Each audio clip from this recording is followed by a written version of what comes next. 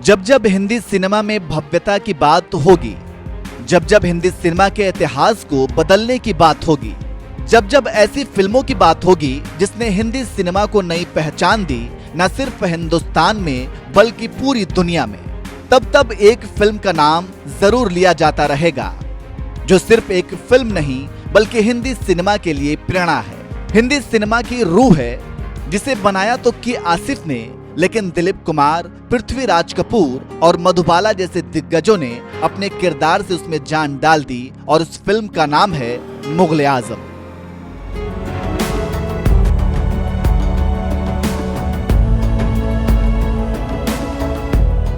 मशहूर चित्रकार मकबूल फिदा हुसैन ने मुगले आजम फिल्म के बारे में एक बार कहा था, ये फिल्म अपने आप में आंखों की राहत का एक समा है। निर्देशक के आसिफ ने जिस तरह तमाम कारनामों को तसव्वुर करके अंजाम दिया है, वो उसी तरह है जिस तरह एक पेंटिंग बनाना। मैं समझता हूँ कि ऐसी फिल्म अगर फिर बनाना हो तो के आसिफ को ही इस दुनिया में वापस आना होगा, कोई और इस कारनामे को अंजाम नहीं दे सकता। मशहूर चित्रकार द्वारा कही गई इस बात से ही आप अंदाजा लगा सकते हैं कि इस फिल्म की हैसियत क्या है। वैसे इस फिल्म को आप लोगों में से बहुतों ने देखी तो जरूर होगी, लेकिन इस फिल्म के बनने की कहानी आप में से बहुत कम ही लोग जानते होंगे। इस वीडियो में हम आपको इसी फिल्म से जुड़ी कुछ दिलचस्प जानकारी देने वाले हैं। हम आपको बताएंगे कि डायरेक्शन में ज्यादा अनुभव न होने के बावजूद भी के आसिफ ने यह फिल्म कैसे बना ली। शूटिंग के दौरान दिलीप कुमार और मधुबाला के बीच बोलचाल क्यों बंद थी, के आसिफ ने पृथ्वीराज कपूर को गर्म बालू पर क्यों चलवाया था, इस फिल्म में शीश महल के सेट को किस देश से मंगवाया गया था, इतनी बड़ी फिल्म होने के बावजूद इसे फिल्म फेयर अवार्ड में क्यों अनदेखी कर दिया गया। ये तमाम जानकारी और इसके अलावा भी सेट से जुड़ी कई दिलचस्प और अनसुनी कहानी आपको इस वीडियो में बताएंगे, इसलिए इसे अंत तक जरूर देखिएगा। तो चलिए शुरू करते हैं।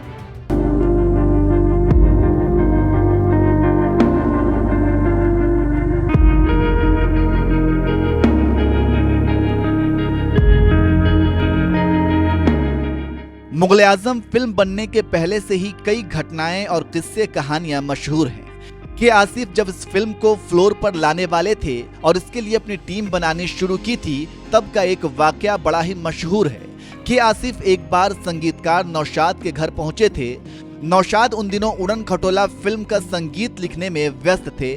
आसिफ जैसे ही उनके घर पहुंचे तो उन्होंने नौशाद साहब से कहा, तुम कहा करते थे कि बड़ी बड़ी बातें करने के बजाय मैं कुछ बड़ा करूं। वो दिन आ गया है, मैं मुगले आजम बनाने जा रहा हूं और तुम्हें इसका संगीत देना है। नौशाद साहब ने भी इस घटना का जिक्र किया है। उन्होंने अगस्त 1984 में उर्दू पत्रिका शमा में एक लेख लिखा था जिसका उन्वान था नौशाद की कहानी, नौशाद की जुबानी। उसमें उन्होंने लिखा, मैंने उनसे कहा कि मुझे माफ करें क्योंकि मैं बहुत मसरूफ हूं और मेरी तबीयत भी ठीक नहीं चल रही है। उन्होंने 1 लाख रुपए की गड्डी निकाली और मेरे हारमोनियम पर रखते हुए कहा, ये एडवांस है। मैंने नाराज होकर उस गड्डी को फेंक दिया। सारे नोट कमरे में बिखर गए।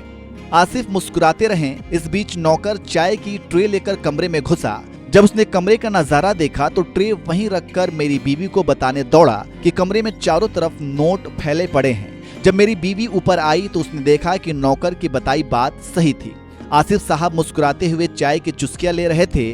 जब मेरी बीवी ने पूछा कि माजरा क्या है, तो आसिफ ने कहा, अपने मियाँ से पूछिए। मेरी बीवी और नौकर फर्श पर पड़े नोट उठाने लगे। आसिफ ने मुझसे कहा, नौशाद साहब जिद मत करिए, पैसे रख लीजिए, आप ही मेरे साथ काम करेंगे। मैं भी मुस्कुरा दिया और बोला, अपने पैसे वापस लीजिए, हम लोग साथ काम करेंगे। खैर, आसिफ साहब ने अपने विजन को पर्दे पर उतारने के लिए फिल्म की शूटिंग शुरू कर दी और जब शूटिंग शुरू हुई तो इसका जलवा ऐसा था कि बड़ी बड़ी शख्सियत सेट पर इसकी शूटिंग देखने आया करते थे।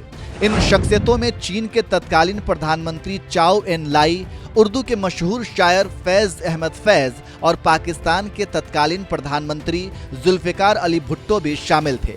भुट्टो का जिक्र करते हुए नौशाद साहब ने एक बार लिखा था, उस जमाने में मुंबई के वर्ली सी फेस पर भुट्टो की एक खूबसूरत कोठी हुआ करती थी।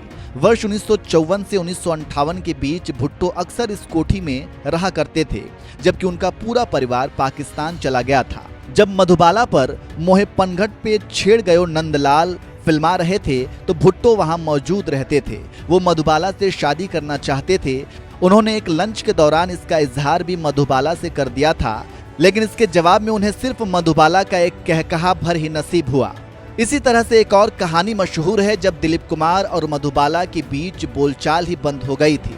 जी हाँ, मुगले आजम में जिस अनारकली और सलीम के किरदार को लोगों ने प्यार किया, जिनकी मोहब्बत की मिसालें दी जाती थीं, वास्तव में उनके बीच सेट पर बोलचाल ही बंद थी। दिलीप कुमार ने खुद इस बारे में बताया था, फिल्म की शूटिंग आधी हो गई तो हमारे बीच इतनी गलतफहमी बढ़ गई कि हमें बातचीत होनी भी बंद हो गई थी। कि आसिफ ने बनवाए थे 4000 रुपए के जूते।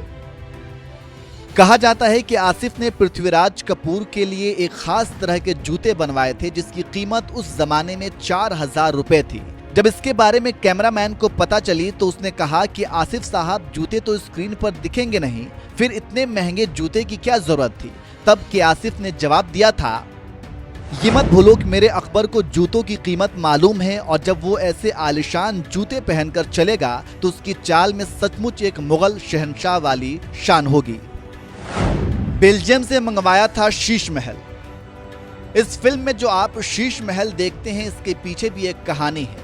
आसिफ को इसकी प्रेरणा आमेर किले के शीश महल से मिली थी, लेकिन उन्हें जैसा शीश महल चाहिए था वैसा शीशा नहीं मिल रहा था, इसलिए कि आसिफ ने इस पूरे सेट को बेल्जियम से मंगवाया था।